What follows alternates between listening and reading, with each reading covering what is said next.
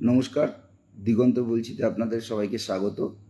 আপনারা ইতিমধ্যেই জানেন গতকালকে রাত্রে আরজি করে যে দুষ্কৃতী হামলা হয়েছে, আন্দোলনের মূল জায়গা আরজি কর। এই আন্দোলনটাকে ভাঙার জন্য শাসক দলের তরফ থেকে সর্বৈব চেষ্টা করা হচ্ছে, কিন্তু আপনারা পারবেন না ভাঙতে আন্দোলন। এই আন্দোলন এখন জন আন্দোলনে পরিণত হয়েছে, আপনাদের দ্বারা সম্ভব হবে না। আপনারা নিশ্চয়ই দেখেছেন জেলায় জেলায় কীরকমভাবে মানুষ বিক্ষোভে নেমে পড়েছে, সেই ভয়টাই শাসক দল পেয়েছে।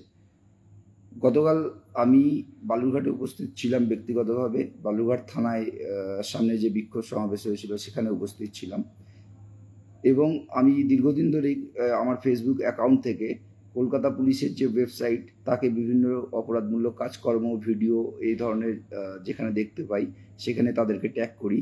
কিন্তু খুব অদ্ভুত কথা, আমি আমার পার্সোনাল ব্যক্তিগত যে অ্যাকাউন্টটা আছে দিগন্ত বিশ্বাস, সেখানে আজকে থেকে কলকাতা পুলিশের অ্যাকাউন্টটা দেখতে পাচ্ছি না, ফেসবুক অ্যাকাউন্টটা দেখতে পাচ্ছি না।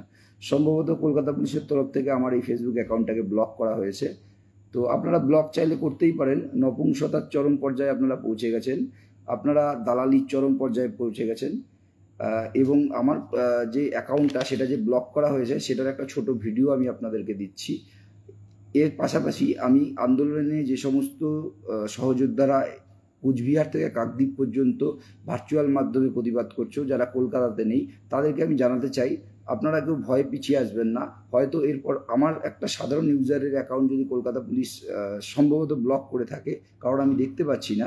তো অ্যাকাউন্ট কলকাতা পুলিশের ফেসবুক অ্যাকাউন্ট আমি ফেসবুক থেকে দেখতে পাচ্ছি না, অথচ আমার এই যে পেজটা আছে দিগন্ত বলছি, এখান থেকে আমি দেখতে পাচ্ছি, এই অ্যাকাউন্ট থেকে আমি কলকাতা পুলিশের অ্যাকাউন্ট দেখতে পাচ্ছি।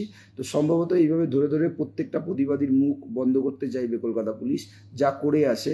তো আপনারা তৈরি হন, ভার্চুয়াল মাধ্যমে প্রতিবাদ আটকাতে পারবে না কলকাতা পুলিশ। আপনারা আপনাদের মেন অ্যাকাউন্ট ছাড়াও অন্য অ্যাকাউন্ট খুলুন। যদি যেখানে যা যা আপনারা দেখবেন শাসক দলের অত্যাচার, সেই অত্যাচারে কলকাতা পুলিশের জুরিডিকশনের মধ্যে সেটা যদি হয়ে থাকে, আপনারা কলকাতা পুলিশকে ট্যাগ করবেন এবং নিজেদের যা কমেন্ট, মনের যা ভাব প্রকাশ সেটা করবেন। আপনারা কেউ পিছিয়ে আসবেন না। আমার ব্যক্তিগত যে দিগন্ত বিশ্বাস প্রোফাইল, সেখান থেকে আমাকে আমি দেখতে না পেলে পরেও আমি আমার এই প্রোফাইল থেকে এখনও দেখতে পাচ্ছি। আমি আমার যথাসাধ্য চেষ্টা চালিয়ে যাব এর বিরুদ্ধে। এবং ইতিমধ্যেই আপনারা নিশ্চয়ই জানেন মালদাতেও কিছুক্ষণ আগে আজকেই একটি গণধর্ষণের ঘটনা ঘটেছে। নাবালিকা একটি বাচ্চা মেয়েকে গণধর্ষণ করা হয়েছে। আমরা যেরকম আরজি করার জন্য গলা ফাটাচ্ছি, সেই রকম প্রত্যেককে আমি অনুরোধ করব মালদার জন্যও আপনারা এগিয়ে আসুন। মালদায় যে নাবালিকা বোনটির উপরে অত্যাচার হয়েছে, যাকে গণধর্ষণ করা হয়েছে, তার জন্যও আপনারা প্রতিবাদে আপনারা এগিয়ে আসুন। কারণ শুধুমাত্র রাজধানীতে বসে থেকে প্রতিবাদ করলে হবে না, বাংলা কিন্তু আমাদের কুচবিহার থেকে কাকদ্বীপ পর্যন্ত, এটা আমাদেরকে মাথায় রাখতে হবে। হয়তো মেইন স্ট্রিম মিডিয়ার যে হেড অফিসগুলো, সেগুলো বাংলা ভিত্তিক যে সমস্ত মেইন স্ট্রিম মিডিয়া, তাদের হেড অফিসগুলো কলকাতায় থাকার ফলে কলকাতায় কিছু হলে পরে তারা যেভাবে লাইভ কভারেজ দেয়, হয়তো নর্থ বেঙ্গলের মালদাতে বা অন্যান্য জায়গায় এই ধরনের ঘটনা ঘটলে তারা সেই লাইভ কভারেজ দেয় না। কিন্তু সোশ্যাল মিডিয়ার পাওয়ার আপনারা জানেন, আপনারা সোশ্যাল মিডিয়ার মাধ্যমে মালদার এই ঘটনার প্রতিবাদ করুন। কারণ আজকে অন্যের ঘরে ঘটেছে, কালকে কিন্তু আমাদের ঘরে ঘটবে। আর কলকাতা পুলিশ কমিশনারের উদ্দেশ্যে আমি আমার একটা ছোট্ট বার্তা দিতে চাই, আপনি বরং এই কমিশনারের পদটা ছেড়ে দিন। ছেড়ে দিয়ে আপনি মুখ্যমন্ত্রীর বাড়িতে গিয়ে খিচুড়ি বিতরণ করুন, কারণ আপনাদের কমিশনাররা এটা খুব ভালো পারে। আমরা অতীতেও দেখেছি যে একজন কমিশনার হয়ে সে মুখ্যমন্ত্রীর বাড়ি কালী পুজোতে গিয়ে খিচুড়ি ডিস্ট্রিবিউট করে। তো আপনারা এই কাজগুলোই ভালো পারবেন। ক্যাটারিংয়ের কাজের জন্য অনেক সময় ক্যাটারিং মালিকরা লোকজন পায় না, তো আপনি যদি সেখানে একটা ম্যান পাওয়ার হিসাবে যোগ দেন, তাহলে পরে তারাও উপকৃত হবে। হ্যাঁ, এটাই আমার আপনাদেরকে বলার কথা। আর আরও একটা প্রশ্ন আমি জানতে চাইব, যে সমস্ত আইপিএস অফিসাররা বা আইএএস অফিসাররা আজকে চাকরি পেয়েছেন, হ্যাঁ, তাদের কাছে আমি একটা প্রশ্ন করতে চাইব। আপনারা ইউপিএসসি পরীক্ষার যখন স্বপ্ন দেখেছিলেন যে ইউপিএসসি পরীক্ষা আপনারা ক্র্যাক করে আইপিএস বা আইএএস হবেন, তখন কি আপনারা এটা ঠিক করেছিলেন?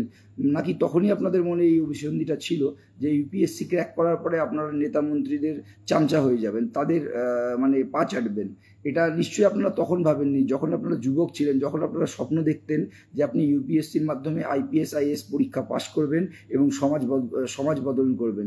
আমি নিশ্চিত আপনারা তাই ভাবতেন যে আইপিএস বা ইউপিএস আইএএস পরীক্ষার পরে পাশ করবার পরে আপনারা নিশ্চয়ই সমাজের কোনো ভালো কাজ করবেন, এই উদ্দেশ্য আপনাদের যুবক থাকাকালীন ছিল, এটাই আমার বিশ্বাস। কিন্তু আজকে চাকরি পাওয়ার পরে আপনার চাকরি হারানোর ভয় নেই, সেটা আপনি জানেন, কিন্তু শুধুমাত্র কিছু একটা ভালো পোস্টিংয়ের জন্য আপনারা বা অন্যান্য সুযোগ সুবিধার জন্য আপনারা যেভাবে শাসক দলের চামচাগিরি করছেন, এইগুলো আপনারা বন্ধ করুন। জনরোষ কিন্তু দিন দিন বাড়ছে, জনগণ সব দেখছে, এটা আপনারা ভুলবেন না। হ্যাঁ, এটাই আপনাদের কাছে আমার অনুরোধ, এখনো পর্যন্ত অনুরোধ। কারণ পরিস্থিতি যদি হাতের বাইরে চলে যায় তখন কি বিশৃঙ্খলা তৈরি হতে পারে সেটা আপনিও জানেন, আমার থেকে ভালো জানেন আপনারা। তো আপনাদের কাছে অনুরোধ, আপনারা এখনো একটা ট্রেন্ড ফোর্স যেরকম ব্যবহার করা উচিত সেটাই করুন। আরজি করের ঘটনাতে আপনারা গতকালকে মানে ব্যর্থ হয়েছেন, সম্পূর্ণভাবে ব্যর্থ হয়েছেন। আরজি করের ঘটনাতে আপনারা এখন দোষ দিচ্ছেন মিডিয়ার উপরে। কলকাতা পুলিশ কমিশনার গতকালকে স্টেটমেন্ট দিয়েছে যে মিডিয়ার রং ক্যাম্পেনিংয়ের জন্য এই ধরনের ঘটনা ঘটেছে।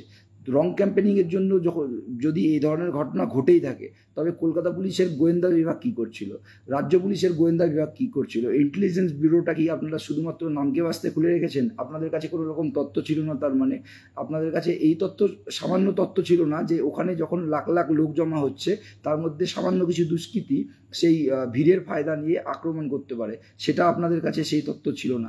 আপনাদের ব্যর্থতা শুধুমাত্র পুলিশ কমিশনারের ব্যর্থতা না, পুলিশ মন্ত্রী মমতা বন্দ্যোপাধ্যায়ের ব্যর্থতা, চিফ মিনিস্টার মমতা বন্দ্যোপাধ্যায়ের ব্যর্থতা।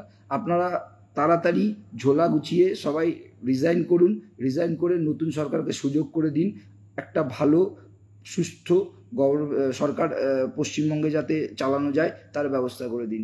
আপনাদের সরকার চালানোর যোগ্যতা নেই, এটা আপনারা মেনে নিন, আর মানুষের উপরে অত্যাচার বন্ধ করুন। আবারও শেষে বলছি, কলকাতার ঘটনার সাথে সাথে আপনার মালদাতে যে ঘটনা ঘটেছে, আজকেই ঘটেছে, সেই মালদার ঘটনারও আপনারা প্রতিবাদ করুন। আমি মালদাতে যেই বোনটি ধর্ষণ হয়েছে তার ভেরিফাইড লিঙ্ক আমি আমার কমেন্ট বক্সে দিয়ে দিচ্ছি, আপনারা সেখান থেকে আরও ডিটেলসে খবরটি জানতে পারবেন। আপনারা সবাই এগিয়ে আসুন, কেউ পিছিয়ে থাকবেন না। মনে রাখবেন, যেটা আজকে অন্যের ঘরে হয়েছে, আজকে যদি এই আগুন আপনি থামাতে না পারেন তাহলে পরে কিন্তু আপনার ঘরেও হবে। ধন্যবাদ পাশে থাকার জন্য, ধন্যবাদ সাথে থাকার জন্য। পরবর্তী লাইভ ভিডিও নিয়ে আবার আসবো। ভালো থাকবেন, শুভরাত্রি।